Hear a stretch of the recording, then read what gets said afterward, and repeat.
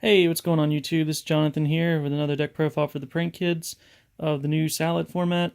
There is going to be some changes made in this if I continue to play it. But as of now, this is the build that I got top 16 with at the PPG in Orlando. So I've topped with this deck now in 3 different formats. In Rongo format, the format after that with the Chaos Dragons and Fairy Tale Snow and whatnot. And now this format with Salad. So, the deck's still viable. The only time Salad's a hard matchup is if they can get to Dweller. Obviously, if they have Sanctum, then, you can't do anything about that anyways, unless you have Ash for it. But, or Valor for their, not Valor, but Impermanence for their, Scythe or something. But, without further ado, let's get started with this deck profile. So, we've got 3 Roxies. All the prank kits. You have 3 of each of the prank kits. I don't need to explain that. You can look at my other videos if you need explanations. 3 Valor still, or the permanents. Valor's good at this format still, and like I said, it's better to draw this something playable over impermanence off of pranks and something. The only time you won't ever want impermanence is for Dweller, but a smart player will wait till you commit something before using Dweller, so impermanence is dead anyway. The 1 Ash, I did 1 Ash and 2 DD Crow this time around. Ash is hard once per turn. Yes, it's very unlikely to draw multiples, even if you just play 2, but you want to mitigate as many, as little with bricks as possible. So if you're going to brick, you need to brick with something at least to be able to give interaction so you can stay alive until you unbrick yourself with one of your engine cards.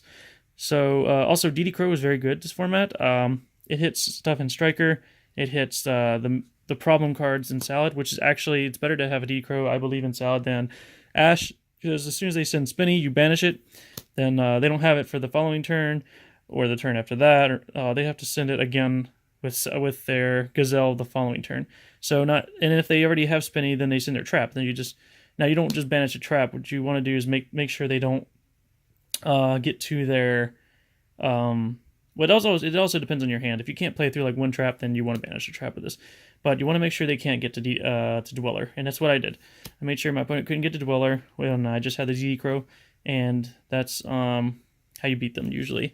Just prevent them from making Dweller, and you win. I played the Thunder Engine, so the same Thunderhawk and Dark. They are bricks, especially Hawk. Dark not so much, as long as you can play, but Hawk, I saw that way too many times. But what they give you in terms of your ending board is way too powerful to not play. However, because you have to play more hand traps nowadays, because of the Salad without everyone making Dweller, and you can't play with Dweller anyways, there's a potential chance that I could go change these out for a pure version, only for until this Dweller format ends, because you want to try to make your deck consistent, and you have to make more hand traps to beat the Dweller. So I didn't lose to any Salad. Like I said, I played against 3 of them in the entire event and didn't lose to any of them. But I did lose to Pendulums, and I lost to Pendulums because they made Dweller. So I lost to Pendulums, and I lost to a Draco who had Imperial Order Border game 1, and game 3 he had Border with Solemn Judgment. So what are you gonna do, right? The one plan, I always side this out going second against non-combo decks. Against combo decks is what I meant to say, because you don't need a grind game versus them. However, the only time I ever really like to leave this in going second is against Striker. Any other time I take it out going second. So 1 for 1. I'm playing this over Reasoning this time in this build because you're playing more monsters, more hand traps, so you want something that's guaranteed to go off. So 1 for 1 over Reasoning. So Call by the Grave, I'm playing 2 for the hand traps, since everyone's making a lot more hand traps now. These could potentially be Phantasme, because I lose every die roll apparently. I won 1 die roll out of the entire event. So we'll see. Could side those. Now at the YCS, I did 3 Pandemonium and 1 Invocation, along with 3 Poly. However, this time around, since Invocation's obviously your better starter, I did the Pandemonium down to 2 and 2 Invocations. So 2 Invocation, 2 Pandemonium, and 3 Poly. This ratio was really good, especially since I did not play Desires in this time around. So I didn't play Desires because you want to have... There's nothing else to cut to main hand traps, and you really need, other than like Called by the Grave, and you really need to be able to access the hand traps when going second against Salad so they don't make Dweller. Because Dweller, you can play through hand traps yourself and any other, like a lot of combo boards, but you can't play through Dweller. So you need the hand traps, especially for decks that still kind of hang in the background, such as like Danger, Thunder, and stuff that rips 2 out of your hand and puts up negates. So you really want the hand traps. 3 place, 2 Terraforming. You want to max out on these. 3 Instant Fusions. Oh, by the way, quick thing. I will say there I might consider playing Fusion Recycling Plant. Only because now Thunder's sort of starting to like fall out. So Colossus isn't too big of an issue much anymore. So potentially there's a chance that one of these places could become Fusion Recycling Plant. The reason we didn't play it before was because of Colossus mainly. Now Ash is still mained a lot, and if you're gonna play it, I know it's risky, so you have to just be aware of that. But there's a potential chance I could play one Fusion Recycling Plant. We'll see. 3 Instant Fusion, Sample Explanatory, and 3 Pranks. So this card is a deck. It's a 42 card deck, same as I've been running, just in different ratios of things. For the extra deck, it's the same as it's always been except for 1 card. So 2 Bow Wow, 2 Dodos, 2 Rocket, 1 Weather Washer, 1 Summon Sork, both Boral monsters, 1 Griffin, 1 Roaring Roaster, 1 Battle Butler, 1 Colossus, and the difference was instead of maining Toad, I mained Dweller and sided the Toad. So Dweller is more impactful this format, and if you happen to go against Striker, you still have Colossus Griffin with Dweller. Like, I mean, this turns off Metal Foe Fusion and like Mech Armory base, but that's like kind of irrelevant.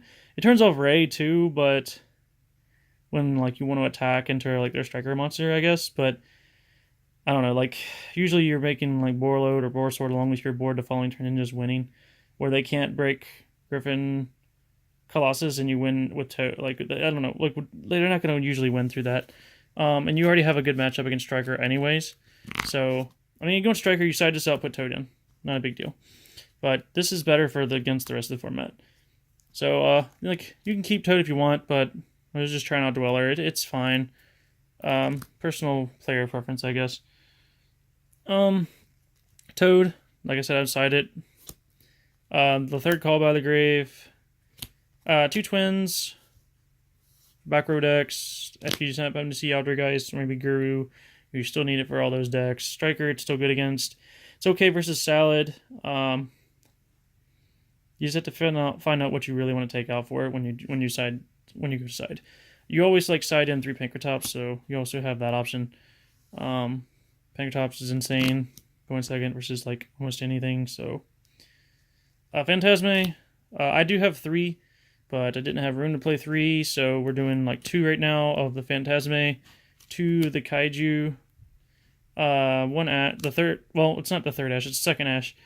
Like I said, Ash is, I don't know. Like I would play 3 if I had room for it, but try not to. I'm trying not to like deal. Sorry, my niece was just bothering me. I'm trying not to put any more cards in my main deck that I don't have to. However, if I cut the